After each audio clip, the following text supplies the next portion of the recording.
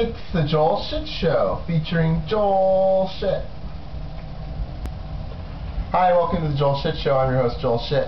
So last night was a get-together at work at the Fairmont in downtown San Jose because our entire department is having, well, I guess you could call it a big meeting.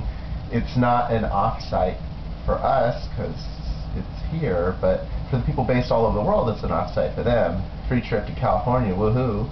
And now that all the storms have blown through, great time to be here. Honestly, this week, 70 degrees, maybe, but no rain, and that's good. So I get there at 6:30. I went home first, and I took the light rail in because the Fairmont is right next to, it's actually between the Paseo de San Antonio and the Convention Center light rail stations. And I live near the Tamiyan light rail station. Very convenient. And the two stations between Convention Center and Tamiyan are closed right now. So I get on and I get off at the next stop. It's impossible to screw up. You can't even fall asleep. So I get there and the bar's open, you know, beer and wine, and they have a White Zinfandel, a Chardonnay, and a Cabernet. And the Chardonnay is from Napa. It's Stone Valley from Beringer, which is like Beringer's second tier from the bottom of wine. But because it's still Beringer, it's still not that good. But it's from Napa, and I got to support my grandma. Alright, fine. So I have a glass, and actually, it's not bad. It's kind of buttery. And you know, people always compare wine to things that they don't really taste like all the Cabernets and Merlots. Oh, such rich berry texture. That's just a load of crap, because it doesn't taste like that at all, ever, and it just pisses me off.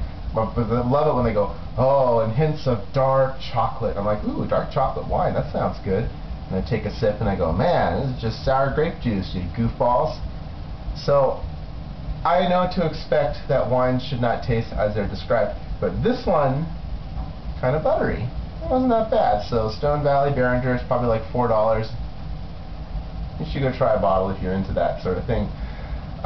So then we go inside, everyone goes inside, and there's like the whole, it's a U-shaped table with food on it, and there's a couple of cooks making things, and one of them is like sauteing mushrooms with wine, and guess what he's using? The same Chardonnay.